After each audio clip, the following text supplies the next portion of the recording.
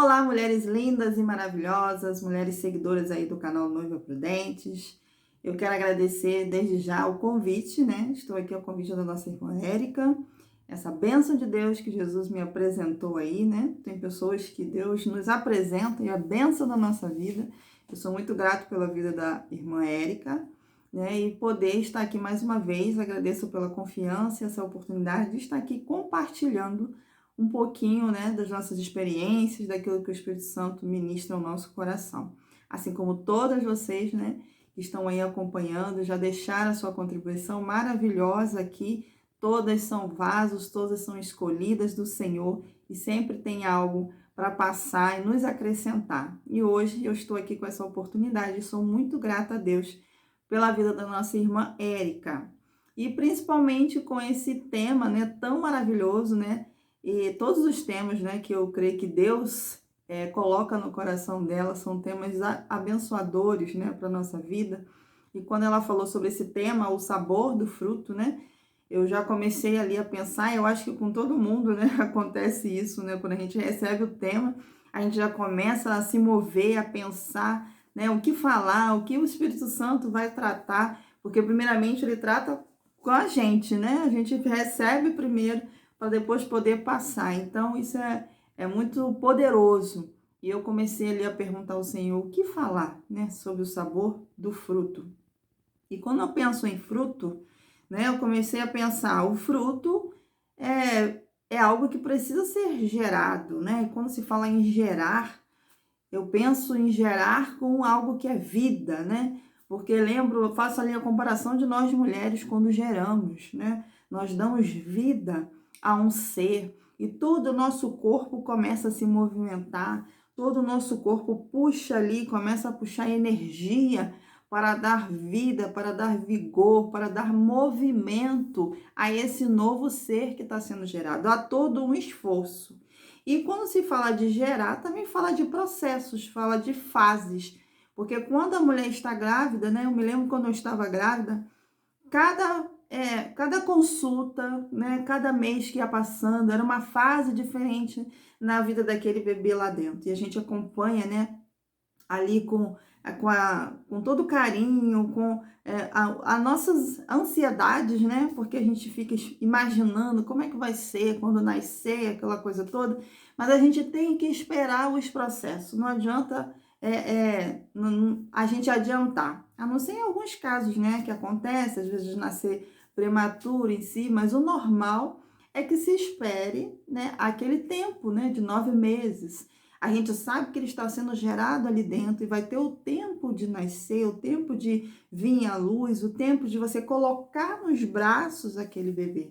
Então veio muito essa palavra, o gerar, né, ligado a esse fruto. E quando, né, eu anotei aqui algumas coisas para eu ir lendo para vocês. Quando a gente pensa no gerar, como eu já falei, todo algo que é gerado precisa de esforço, né? Ele requer energia, requer vida, né? Não tem como uma árvore morta gerar alguma coisa.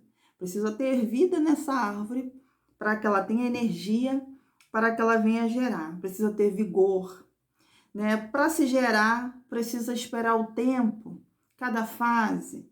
Eu me lembro até hoje, meus filhos um já tem 10, o outro fez 13 agora, né? O de 10 já vai fazer 11 daqui a 2 meses, mas eu me lembro claramente cada fase, de cada ultrassonografia, e que já estava mexendo isso, e que já estava desenvolvendo aquilo. Cada processo está desenvolvendo uma coisa. E isso requer o quê? Tempo. São fases, são os processos. Nós também passamos por processos. Oh, e quantos processos nós passamos. E cada processo é um aprendizado, cada processo é um ensinamento. E cada processo está se gerando alguma coisa dentro de nós. Deus está arrancando coisas, Deus está colocando coisas para que frutos possam vir a ter vidas, né, na nossa vida lá na frente. O fruto, para ser gerado, precisa estar em conexão com a sua árvore, né? Não tem como um fruto, né, perdido, caído em algum lugar, se ele já caiu da árvore, um dia ele teve conexão na árvore. ele precisa ter a conexão para receber a seiva. E aí eu fiquei lembrando das aulas de ciências, né? Quando a gente aprende sobre fotossíntese, sobre a seiva, tem a seiva comum, tem a seiva estruturada, se eu não me engano, né? A seiva mais elaborada, mas tudo isso acontece dentro da árvore porque ela recebe luz, né? A fotossíntese, ela precisa da luz do sol. Eu me lembrei de uma experiência, talvez alguém aqui possa lembrar, alguém que fez essa experiência. É uma coisa que eu não esqueço até hoje. Geralmente, lá no segundo, terceiro ano, os professores sempre pediam para fazer aquela experiência da plantinha, que você coloca dentro de uma caixa, né, que tem que ficar num ambiente escuro, você corta ali o quadradinho e deixa ali observando por alguns dias. Quando você tira, a árvore, né, a planta, está inclinada na direção daquele quadradinho que você cortou, porque ela buscou a luz. E nós sabemos que a nossa luz é Jesus. Né? A árvore, até as árvores, elas buscam a luz para sobreviver. Elas buscam a luz para se desenvolver. Ela até cresce ali dentro daquela caixa, daquele escuro, mas aonde está aquele quadradinho que você cortou, você bota, né, a mudinha e você bota a caixa de papelão tampando ela, mas você corta ali um quadradinho e ela começa a se inclinar em direção à luz. E quando você tira a caixa, ela está totalmente tortinha em direção aonde estava aquele quadradinho, porque ela foi buscando a luz. Ela sabe que para ela se desenvolver, ela precisa de luz. E conosco não é diferente. Né? Para a gente desenvolver, a gente precisa ter essa vontade, essa necessidade de buscar essa luz, que é Jesus. É essa luz que vai trazer todo o fortalecimento que a gente precisa, vai fazer aí, comparando, né, essa fotossíntese espiritual, porque através da fotossíntese, né, é liberado o oxigênio, a água, aquilo que as raízes extraem da terra, vai fazendo todo aquele processo, a seiva que vai começando a ser gerada, a seiva na árvore é como sangue no nosso corpo. Ela leva para os galhos, para as folhas, todo o alimento que a árvore precisa para gerar, para dar fruto, para gerar as flores, para daqui a partir das flores gerar aquele fruto. E aí, quando eu me lembrei dessa questão da conexão, que o fruto para ser gerado precisa estar em conexão com a sua árvore, recebendo a seiva, o alimento, que no nosso caso essa seiva é o Espírito Santo, eu me lembrei ali da passagem, né, de João 15, no capítulo 15, versículos 5 e 7. Eu sou a videira, vós as varas. Quem está em mim e eu nele, esse dá muito fruto, porque sem mim nada podeis fazer. Conexão. Não tem como dar fruto se a gente não tiver em conexão com a videira. Se vós estiverdes em mim e as minhas palavras estiverem em vós, pedireis tudo o que quiseres e vos será feito. E olha, a gente ainda tem uma recompensa, né? É de pedir tudo que você quiser e Deus te atender rápido quando você está nessa conexão. Além de você dar o fruto, você ainda tem recompensa, porque Deus não fica devendo nada a ninguém. Se a nossa árvore não gera fruto, somos estéreis. E corremos o risco de ser arrancada, lançada fora. Ser arrancada por falta de utilidade. No reino de Deus não podemos ser inúteis. Olha que perigo quando nós não estamos conectados e nem estamos gerando fruto. O propósito de Deus é que nós estejamos na sua presença conectados, e conectados não tem como não dar fruto. É o propósito de Deus. Primeiramente, que estejamos conectados, porque o fruto vai ser uma consequência da nossa conexão com Ele. Se alguém não estiver em mim, será lançado fora.